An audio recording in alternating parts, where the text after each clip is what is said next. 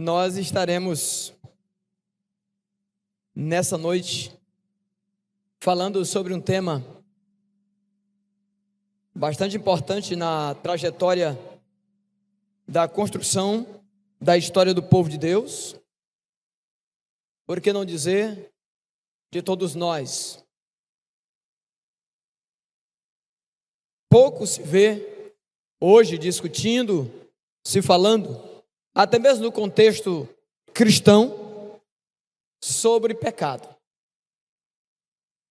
Parece que pecado ficou no século passado, parece que pecado é coisa do contexto bíblico. Vivemos em uma época em que parece-nos que o pecado não seja algo que tenha sido preocupação da maior parte das pessoas. Porque por vezes nos deparamos com circunstâncias das quais se parece que não exista pecado, ou o pecado não tenha nenhuma força, nenhuma influência sobre o comportamento das pessoas, ou mesmo sobre como elas vivem. E para tanto, hoje nós gostaríamos de estar falando sobre o pecado e suas consequências. Hoje pela manhã, concluímos o estudo em uma de nossas salas da Escola Bíblica Dominical, cujo tema era semeando e colhendo. E nós ali aprendemos que há uma lei que é universal, uma lei que é espiritual, uma lei que se aplica a todas as áreas da vida humana. Em todo lugar aonde se tenha comportamento, aonde se tenha relacionamento, essa lei se aplica. Para tanto, quando pensamos sobre pecado, logo pensamos sobre a relação Deus-homem e homem-Deus.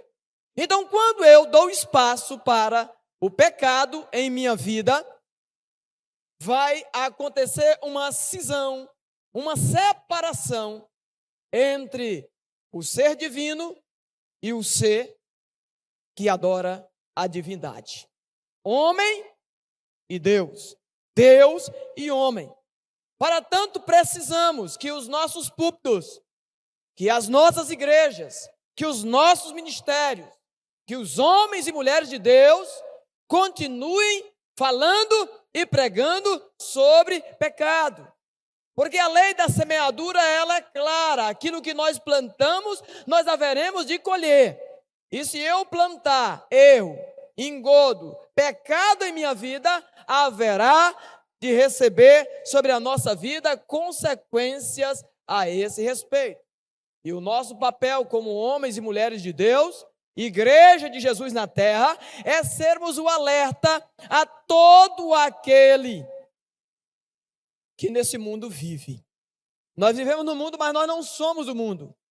Nós andamos no mundo como o barco anda na água do mar, na água do rio.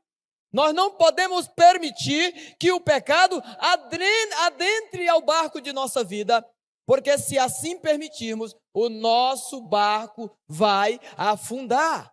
Então nessa noite o Senhor nos compunge a que pensemos sobre isso, a que nos posicionemos a respeito da vida de pecado ou do comportamento pecaminoso nosso, fazendo um concerto com Deus, mudando de atitude, mudando de direção, acertando o alvo. Um dos conceitos mais elementares de pecado é errar o alvo. Deus estabeleceu um propósito, um alvo, uma direção, a um porto seguro a chegarmos. E quando nós erramos, essa direção, nós pagamos um preço alto. Pecado até salário tem. Paulo, escrevendo aos crentes de Roma, ele vai dizer: o salário do pecado é a morte. O salário do pecado é a morte. A alma que pecar, essa morrerá. Russell Shedd, ele vai falar sobre o peso do pecado. Ele vai dizer que todo homem natural, todo homem carnal, tem sobre si o peso do pecado, aquilo que outros autores vão chamar de pecaminosidade, desejo natural de errar, desejo natural de errar o alvo. A Bíblia vai dizer que há caminhos que ao homem transparece ou parece ser o melhor caminho, mas ao final se descobre que esses são caminhos de morte. O caminho do pecado é um caminho de morte. Saia dele. Não permita, não se permita andar nessa direção. Não se permita andar nesse caminho. Quando nós vamos para a Bíblia, logo em Gênesis capítulo 1, 2 e 3, nós nos deparamos com a história do pecado e de suas consequências. De maneira clara, de maneira sem afloramento, de maneira onde qualquer um do povo que leia esses 3 primeiros capítulos haverão de compreender com facilidade o que o Senhor deseja nos falar ali. Ele começa dizendo que no princípio só havia trevas. O Senhor então toma uma decisão de, através da palavra, trazer à existência tudo isso que hoje existe. Aí ele cria, os animais, não é isso? Cria as espécies, dentre elas cria o homem, e a Bíblia diz que nós, homens, somos a coroa da criação de Deus. Sopra no homem, em suas narinas, o sopro de vida, e o homem torna-se ser vivente, alma vivente, e recebe como privilégio da criação, privilégio dentre tudo aquilo que foi criado, a disposição de ser contado, de ser alistado, de ser direcionado, como tendo em nós uma parte de Deus. Todos nós temos, independente de quem somos, uma parte de Deus em nós que precisa de zelo, que precisa ser zelado, que precisa ser cuidado. Diz então que ele cria todas as criaturas, convida o homem para nominar a todas as criaturas, dá-se o nome a todos, e o homem então vai procurar dentre toda a criação de Deus um par para ele. E diz que ele não encontrou dentre a criação de Deus ninguém que lhe fosse compatível. Diz a história criacionista, e eu creio nela, de que Deus colocou no homem um pesado sono, ele adormeceu, da sua costela ele cria a mulher. Quando ele acorda do sono, ele faz poesia para ela, depois ele já diz que a culpada é ela, e por aí vai. E Deus então diz para o homem: cuida do jardim. Ele recebeu essa designação de cuidar daquilo que Deus entregou em suas mãos.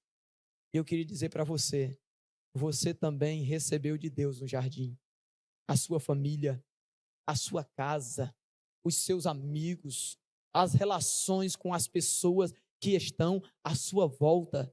Ninguém entra na nossa vida por acaso, é Deus que permite que essas pessoas cheguem até nós. E em chegando, nós vamos cuidar uns dos outros para cumprir o propósito de Deus sobre a nossa vida.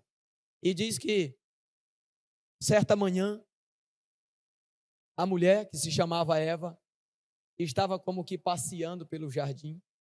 Deus havia dito, nesse jardim tinha 2 árvores: a árvore do conhecimento do bem e do mal e a árvore da vida. E o Senhor disse: olha, dessa árvore aqui vocês não podem comer. Vocês podem comer de todas as árvores, da manga, do caju, do mamão, da jaca, da maçã, de tudo. Agora, essa aqui, que dá o conhecimento do bem e do mal, vocês não malinem nela. Toda vez que eu conto essa história, eu lembro do bolo no final do dia, na forma, enrolada num pano, guardado no forno, e o dizer da mamãe dizendo: menino, é para a gente tomar café. Não era assim, não? Não como o bolo que é para a gente tomar café. Como é que o bolo amanhecia? Um pedaço arrancado, não era assim? Toda vez que eu conto essa história, eu lembro do bolo. Não podia comer daquela árvore. Mas disse que um dia, Eva estava andando pelo jardim. E ela então se aproximou daquela árvore. E quando ela se aproxima da árvore, quem é que estava naquela árvore? Quem estava lá? Serpente estava lá. E a serpente naquele dia conversou. O diabo faz isso, né? Faz até mudo conversar. O diabo faz até quem não sabe as coisas saber as coisas. É a atribuição dele aflorar. O diabo não está mais com um tridente na mão, e um rabo, e um chifre, e olhos vermelhos esbugalhados. O diabo se apresenta a mim e a você sutilmente. E você precisa estar atento disso. Deixa eu terminar a história. A serpente, que era a máscara de Satanás, disse assim para Eva: Eva, é verdade que Deus disse que vocês não devem ou não podem comer de nenhum fruto que exista no jardim? Eva disse: não. O Senhor disse que a gente pode comer de todos, menos desse. Aí ela vai acrescenta um pouco. Nem tocar, a gente pode. Nesse aqui. Os outros todos a gente pode. Não foi assim que ela disse?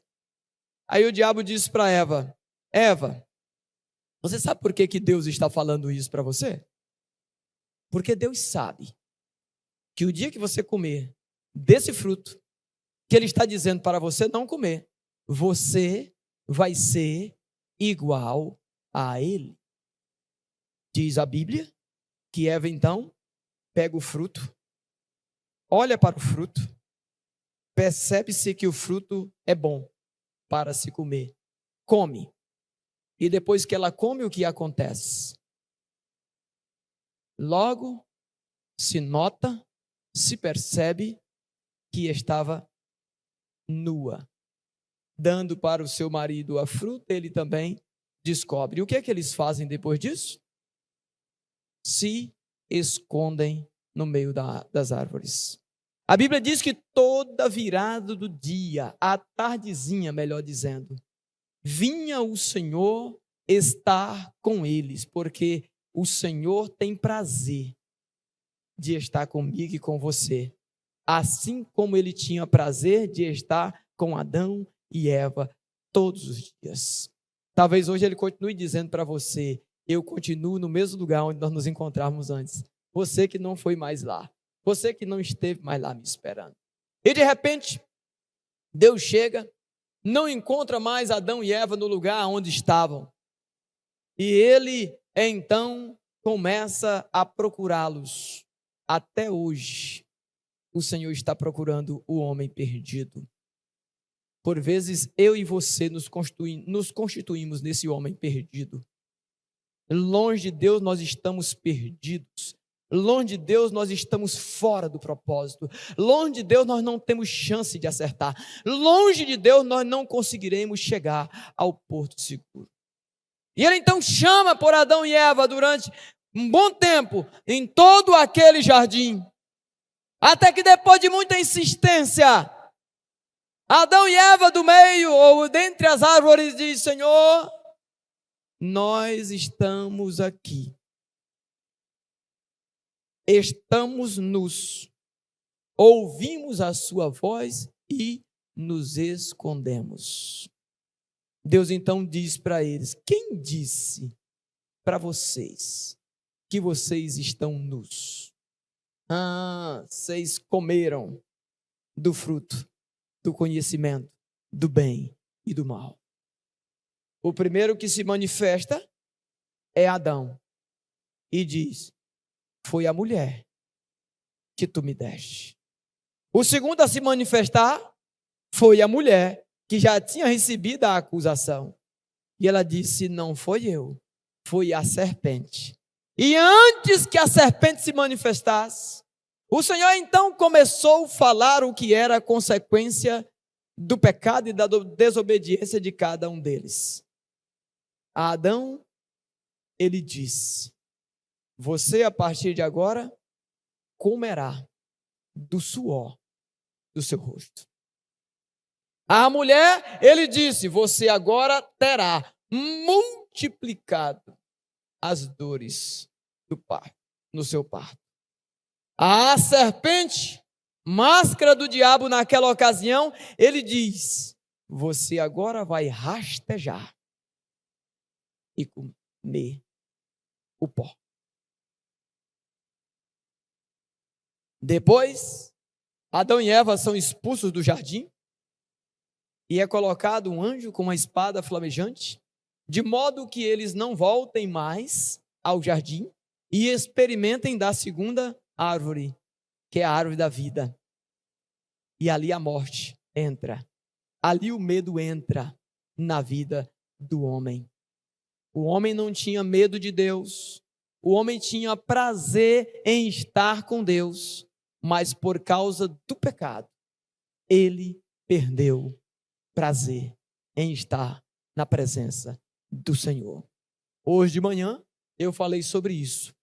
Quanto mais próximo de Deus nós estamos, mais sensíveis e disponíveis a aceitar o que é de Deus e corroborar, trabalhar com Deus estaremos. E quanto mais distante estivermos, mais dificuldade vamos ter de enfrentar isso.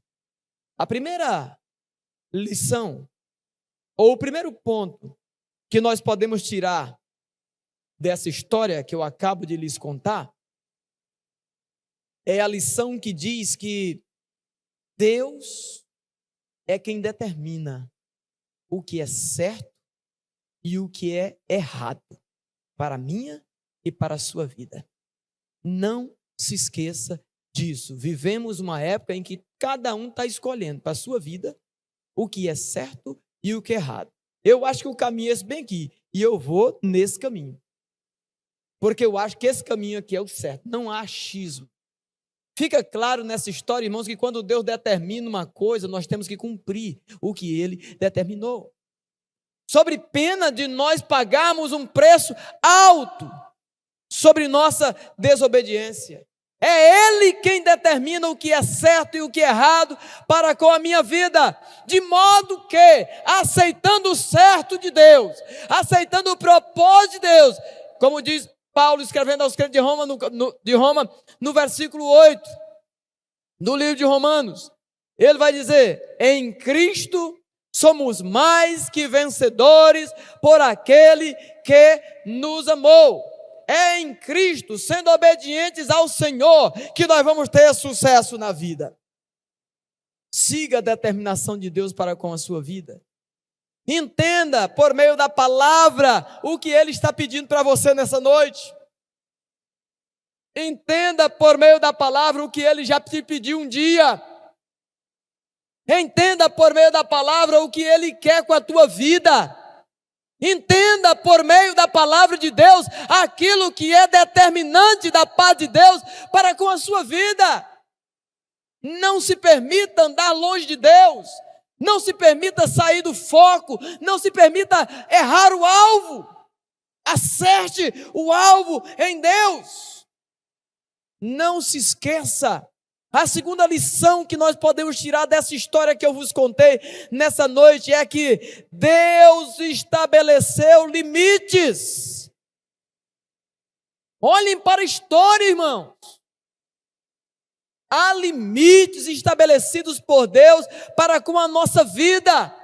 Tem muita gente dizendo: eu vou continuar errando, eu vou continuar pecando.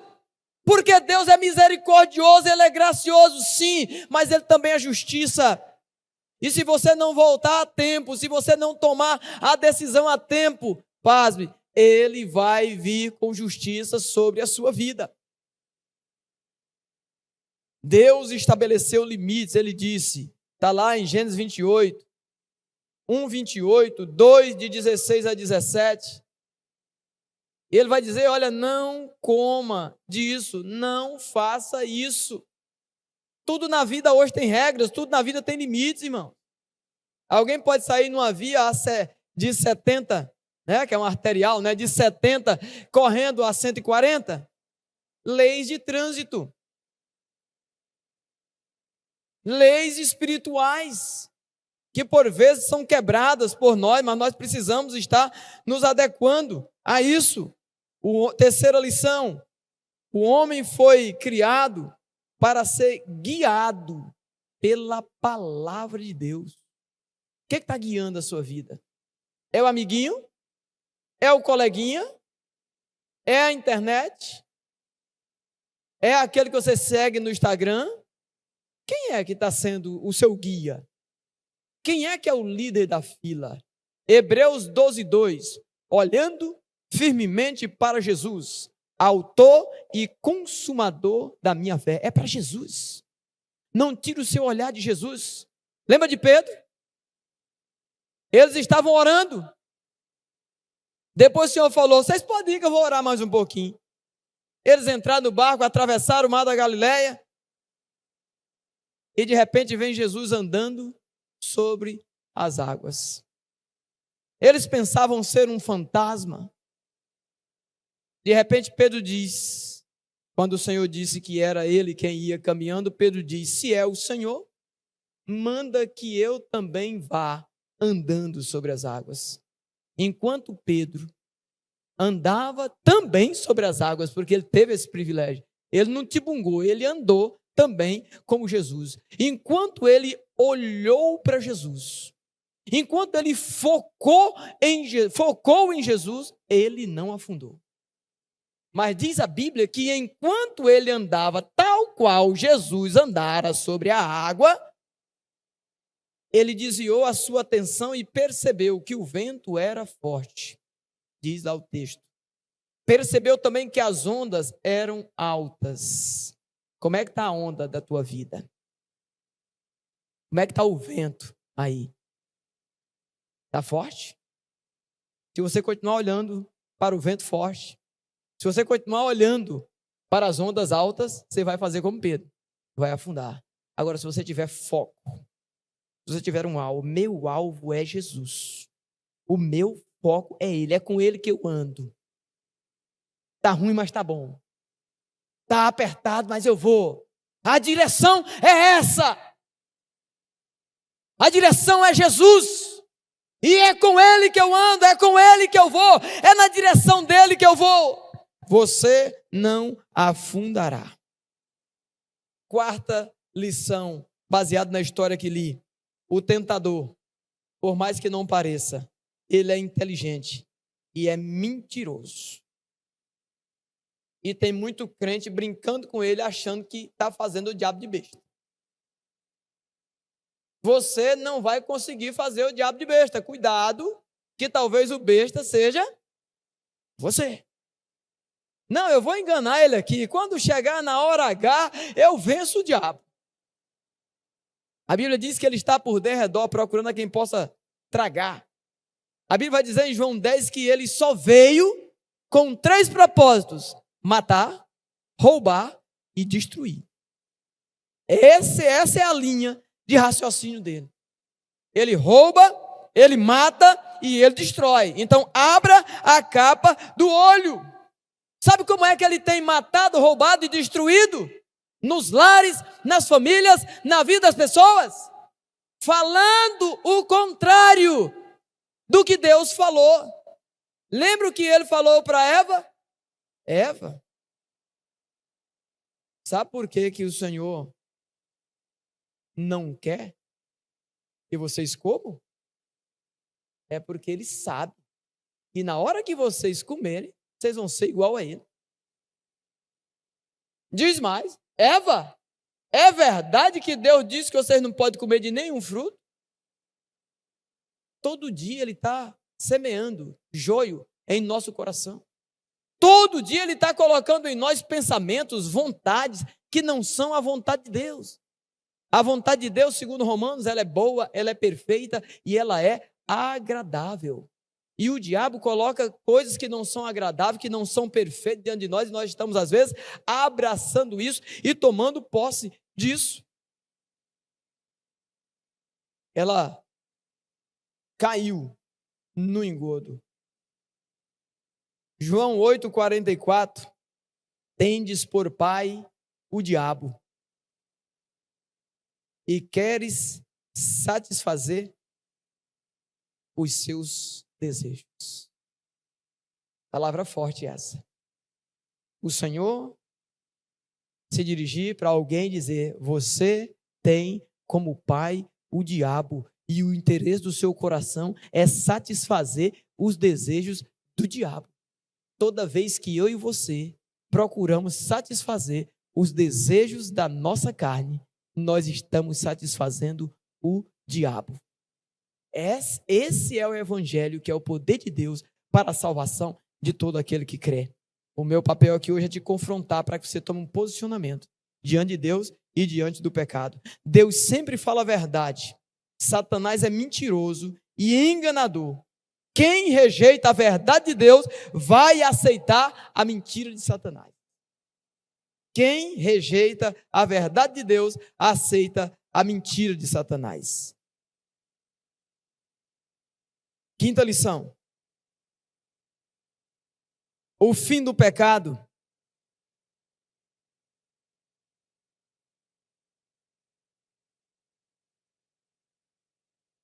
ou melhor, o pecado, tão simples ato e penoso o seu resultado.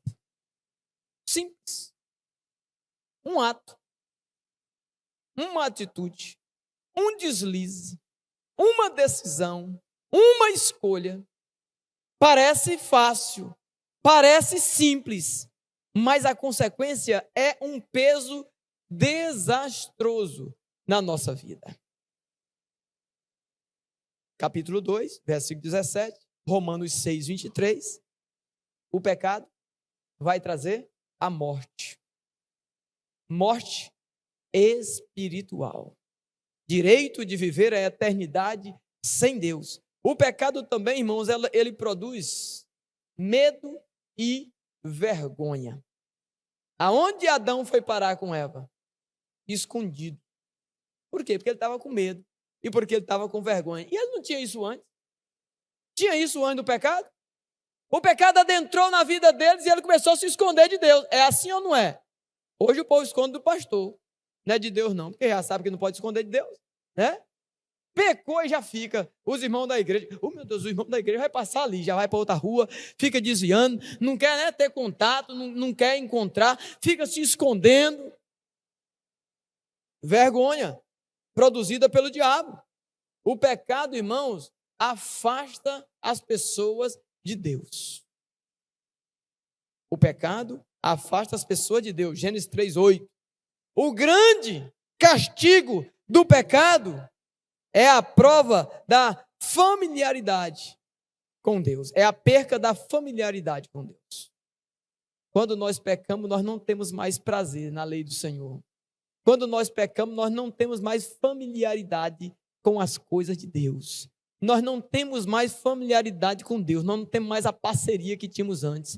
Nós não conseguimos mais ter a mesma relação que antes, a não ser que façamos um concerto com Ele, por meio de Cristo Jesus, nosso Senhor. O pecado separa uma pessoa da outra. Um pecado separa uma pessoa da outra, começando pelo marido e pela mulher. Adão e Eva, né? O camarada que tinha feito uma poesia para ela, quando ele acordou do sono, ele diz: Senhor, acertou? Eita, essa é osso dos meus ossos, carne da minha carne. O Senhor acertou em cheio. Quando o primeiro problema gerado pelo pecado chegou na vida deles, houve o quê? Uma separação. Aquilo que eles concordavam, não concordava mais.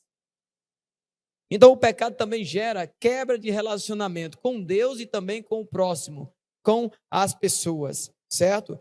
Depois da revolta do homem contra Deus, vem a luta do homem contra o homem. Primeiro a gente se revolta contra Deus, depois começa a revoltar-se com os pares, aqueles que estão próximos. O pecador não quer assumir a responsabilidade do seu pecado. Também é consequência.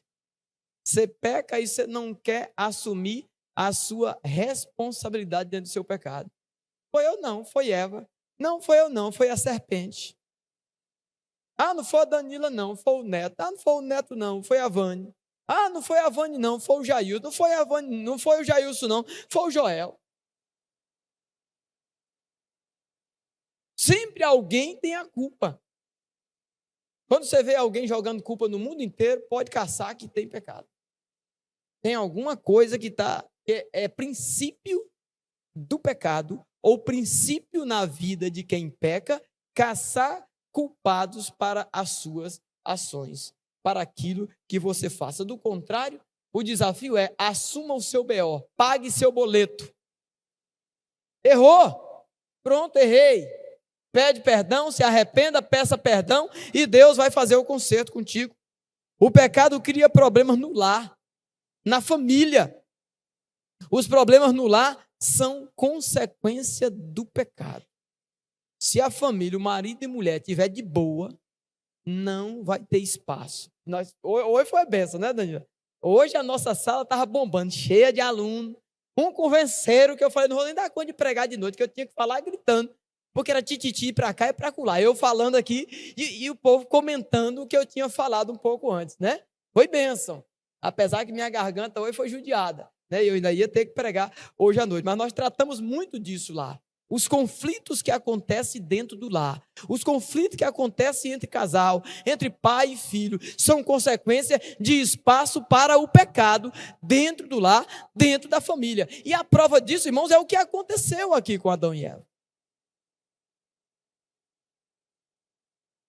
O pecado atinge os culpados nas suas atividades essenciais.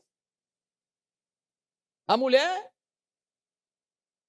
criada, né, a princípio para ser mãe. Pelo que eu entendi aqui, ela já tinha uma dorzinha, né, quando ia ter o menino, porque diz que serão multiplicados as dores na hora do parto. Então, o pecado sempre vai atingir naquilo que é o seu ofício, né? Aquilo que é a sua atividade essencial. Ah, você é pai, vive em pecado. Você não vai ter habilidade suficiente para poder criar os seus filhos na presença do Senhor. Ah, você é mãe, vive em pecado, não quer ter um conserto. O peso vai ser naquilo que você quer, a sua atividade essencial. O homem é trabalhador, vive em pecado, vai trabalhar para burro. Não foi lá, não foi, agora você vai ter que comer do suor do rosto. Não precisava trabalhar para nada. Tudo era, Deus já dava tudo pronto. Aí agora ele vai pecar. Não, agora para você poder colher, você vai ter que plantar. Certo? Ninguém pode esconder. Última lição. Ninguém pode esconder-se de Deus. Ninguém. E eu queria encerrar minha fala hoje perguntando: há alguém aqui que tem andado escondido de Deus e que hoje deseja ser achado por Deus para fazer um concerto com Ele?